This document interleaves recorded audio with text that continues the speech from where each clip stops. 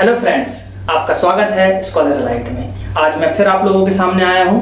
आज 20 अगस्त है, तो आज जो एग्जाम हुआ है उसका मैं आपको एनालिसिस बता रहा हूं, पेपर का, एमपी कांस्टेबल का। ठीक है, जैसा कि मैंने कल बताया था, कुछ क्वेश्चंस मुझे आज पता चले हैं। आज का पेपर भी ओवरऑल इजी आया है। इसको इजी टू मॉडरेट आप बोल सकते हो, ना ज्यादा टफ ना ज्यादा इजी, मीडियम पेपर जैसा एज इट इज आ रहा है। ठीक है, तो चलिए देखते हैं कि क्या क्या आया है, कैसे बच्चों ने नंबर लाए हैं, ये सब देखते हैं। चलिए, तो देखिए, अगर हम एग्जाम की बात करें तो मैथ्स प्लस साइंस आता है एक सेक्शन, उसके बाद एक सेक्शन पूरा रीजनिंग का रहता है और एक सेक्शन रहता है आपका जीएस प्लस, जिसमें एमपी रहता है। ठीक है, ये 3 सेक्शन में जो है पेपर डिवाइड रहता है। Maths plus science 30 number, reasoning 40 number और ये भी 30 नंबर, टोटल 100 मार्क्स हो गए। अब देखिए, आज का जो पेपर आया था इसमें जो है आपका लगभग आधा था, 12 से 13 क्वेश्चन जो आए थे आपके साइंस के आए थे और बाकी जो था आपका मैथ्स आया था। रीजनिंग तो पूरी 40 रीजनिंग ही आई थी। उसके बाद जीएस और एमपी की बात करें तो इसमें आज जो एमपी का था लगभग 5 से 6 क्वेश्चन और बाकी पूरा आपका जनरल स्टडीज, जिसके अंतर्गत करंट भी था, हिस्ट्री, जियोग्राफी, ये सब चीज मिक्स आया हुआ था। तो इस तरीके का कुछ पेपर था। अगर बात करें, जैसे मेरे जो स्टूडेंट हैं, जहां से मुझे पता चला है कि जो मार्क्स आए हैं लोगों के, तो कुछ हैं जैसे 68 भी आए हुए हैं बच्चों के, 71 वाले भी हैं। कल जो हाईएस्ट मार्क्स मुझे पता चला था 81 था, आज जो मुझे हाईएस्ट मार्क्स पता चला है वो है 78 जनरल कैटेगरी। एक स्टूडेंट है, वो जनरल कैटेगरी का है, उसने 78 मार्क्स आज लाया हुआ है। और अगर सबसे कम की बात करें तो 68 आप मान सकते हो, तो लगभग ये कल के बराबर में ही है, 1-2 नंबर आगे पीछे है। तो इस तरीके से, और व्यापम है, याद रखिएगा, हमेशा माइंड में, एसएससी नहीं है, व्यापम है, इसका कट ऑफ डे वाइज जाता है। यानी कि आज जिस हिसाब से पेपर आया है, आज का जो डिफिकल्टी लेवल था उस हिसाब से आपका कट ऑफ निकलेगा। ठीक है, कैसा निकलेगा?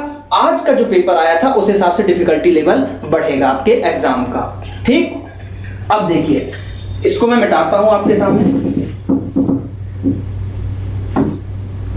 कल के क्वेश्चन अलग थे, आज के क्वेश्चंस भी अलग होंगे, सेम क्वेश्चन तो आ नहीं सकता है ना।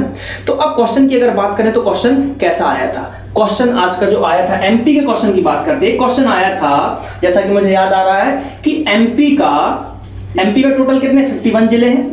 ठीक है, 51 जिले हैं। तो उसने यही पूछा था कि 51 नंबर का जो जिला है उसका नाम पूछा था कि इनमें से कौन सा है 51वें नंबर का जिला। तो अगर आपने मेरा वीडियो देखा होगा चैनल पे, मैंने बहुत अच्छे से इसको पढ़ाया हुआ है, तो उसमें आपको बिल्कुल आंसर आ जाएगा। एमपी का जो मैंने क्विज चलाया था उसमें भी ये क्वेश्चन मैंने डाला था, इसका आंसर है आगर मालवा। ठीक, अब आगर मालवा यहां से आपको पता चला। देखिए, आज के एग्जाम में दिया है आगर मालवा, उसने पूछा। मान लीजिए कल के एग्जाम में पूछ लेगा कि कब बना, तो ये भी आपको याद होना चाहिए। तो कब बना था 2013 में। ठीक, और 2000 में एमपी का बंटवारा हो गया था, यानी कि एमपी और छत्तीसगढ़ अलग हो गए थे। कब? 1 नवंबर को। ये चीजें भी आपको याद रखना है, क्योंकि क्वेश्चन कुछ भी पूछ सकता है। आज उसने आगर मालवा पूछा है, कल उसका डेट पूछ लेगा या एमपी कब विभाजित हुआ, तो 1 नवंबर 2000। ऐसे करके आपको चीजों को कनेक्ट करना पड़ेगा, तब चीजें आपको याद रहेंगी। ठीक है, और क्वेश्चन की बात करते हैं। जैसे क्वेश्चन है तो एक और देखिए, क्वेश्चन एक आया था सांची का स्तूप। ठीक है, सांची का जो स्तूप है वो किसने बनवाया? तो ये तो मुझे नहीं लगता बताने की जरूरत है, लगभग 95% लोगों ने सही किया होगा, क्योंकि सांची का स्तूप किसने बनवाया था? अशोक ने बनवाया था। किसने? राजा अशोक। हाँ जी, सम्राट अशोक, जो कि कलिंग युद्ध वाले, कलिंग युद्ध से आपको फेमस होगा कि कलिंग युद्ध अशोक ने लड़ा था और वहां पे जो है बहुत ही मारकाट हुआ था। उसके बाद उसने संन्यास ले लिया था, इस टाइप से। तो अशोक बहुत ही, आप हिस्ट्री में जाके देखिए, मैंने बहुत ही डिटेल में आपको समझाया हुआ है अशोक के बारे में। ठीक, ये क्वेश्चन हो गए। अब 1-2 क्वेश्चन मुझे मैथ्स के भी मिले थे। मैथ्स का क्वेश्चन मैं आपको बताता हूं। एक क्वेश्चन आया था, ज्योमेट्री का क्वेश्चन था। सिंपल सा बेसिक रूल था, एक त्रिभुज है, ठीक, एबीसी, इसमें बीसी भुजा को आगे बढ़ाया गया है, ऐसा था।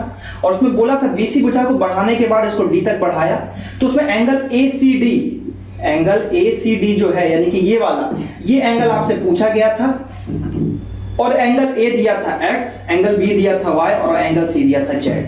अब बच्चे कंफ्यूज हो गए कि यार कैसे निकालेंगे, कोई डेटा ही नहीं दिया है हमारे पास। तो लेकिन जिसने पढ़ा होगा ठीक है, अमूमन जो एमपी कांस्टेबल की तैयारी कर रहे हैं एडवांस मैथ्स नहीं पढ़ते हैं क्योंकि सिलेबस में है ही नहीं एडवांस मैथ्स, लेकिन यहाँ पे दे रहा है क्योंकि बेसिक 10वीं लेवल की मैथ्स है, उसमें आ जाता है, हम थोड़ा बहुत पढ़ लेते हैं। तो अब ये जिसको इसका रूल पता होगा, सीधे एक फॉर्मूला क्या है कि जब भी ये बाहर वाला एंगल होता है ये हमेशा इन दोनों के योग के बराबर होता है। तो क्या हो जाएगा, एंगल ACD, इसको मान लीजिए आप इसको C नहीं मान सकते, इसको हम मान लेते हैं I। मान लो एंगल I था, तो एंगल I बराबर क्या हो जाएगा, इन दोनों एंगल का योग, ये है X और ये है Y, तो हो जाएगा angle X plus angle Y।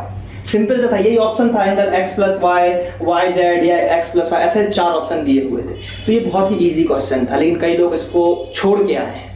ठीक है, अब एक क्वेश्चन और बहुत ही इजी करंट से था कि अभी के अपने राष्ट्रपति कौन है। इतना सिंपल क्वेश्चन, राष्ट्रपति कौन है, रामनाथ कोविंद जी, जो कि बिहार के पहले गवर्नर रह चुके हैं। ठीक, तो ये क्वेश्चन पूछा गया था। उसके बाद और 1-2 क्वेश्चन पूछे गए थे, जैसे कि एक माउंट एवरेस्ट के ऊपर क्वेश्चन आया था कि जो हाईएस्ट पीक है उसको शायद नेपाल में क्या कहते हैं, ऐसा मुझे पता चला था। तो अगर ऐसा क्वेश्चन आया तो नेपाल में जो है हाईएस्ट पीक उसको बोला जाता है सागरमाथा।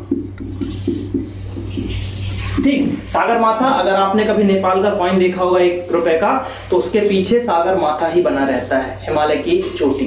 तो क्वेश्चन जैसे जो माउंट एवरेस्ट जिसको हम बोलते हैं कि माउंट एवरेस्ट बोलते हैं, कभी कभी कुछ लोग को यही नहीं पता कि माउंट एवरेस्ट है कहाँ, इंडिया लगा देते हैं, लेकिन ये गलत है। माउंट एवरेस्ट हमेशा आपका नेपाल में जाएगा, जो कि वर्ल्ड की सबसे हाईएस्ट पीक हो जाएगी आपकी। और इंडिया में बात करें, इंडिया में सबसे हाईएस्ट पीक कौन सी होगी इंडिया में, तो इंडिया में है K2, जिसको गॉडविन ऑस्टिन भी बोला जाता है, सबसे हाईएस्ट पीक हो जाएगी K2। ये कुछ क्वेश्चन हो गए। तो ऐसे ही ओवरऑल जो पेपर था इजी था। रीजनिंग में जो है स्टेटमेंट एजम्पशन के क्वेश्चन नहीं पूछे जा रहे हैं, 1-2 ही क्वेश्चन पूछे गए, कल के में तो वो भी नहीं पूछे गए थे। तो रीजनिंग में जो है क्लॉक से शायद क्वेश्चन आया हुआ था, लेकिन क्वेश्चन मुझे याद नहीं है, तो क्लॉक का वीडियो देख लीजिए, मैंने जल्दी अपलोड किया है आप लोगों के लिए। तो इस तरीके से जो है एग्जाम हुआ है, पेपर ओवरऑल मॉडरेट है। तो 60 से 70 के बीच में अगर आप स्कोर कर रहे हो तो आप रनिंग करना स्टार्ट कर दीजिए। चलिए ठीक है, तो मिलते हैं अगले पेपर के रिव्यू में। Thank you.